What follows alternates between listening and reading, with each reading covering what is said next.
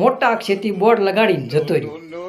હવે બોર્ડની અંદર એવું લખેલું હતું કે સ્ત્રીને કાબૂમાં રાખવા માટેનું તાવીજ અહીંથી મળશે।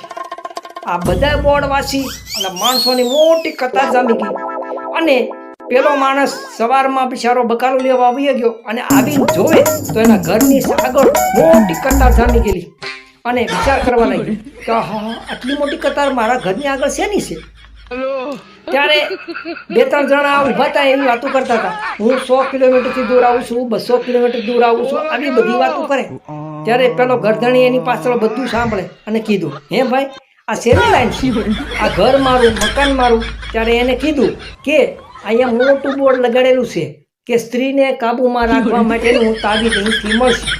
આ સાંભળીને પેલો માણસ કે આ મકાન મારું છે, કોઈ સાલું આવીને લટકાડી ગયું છે, મારે ઉતારવા જવું છે અને મને જવા નથી દેતું।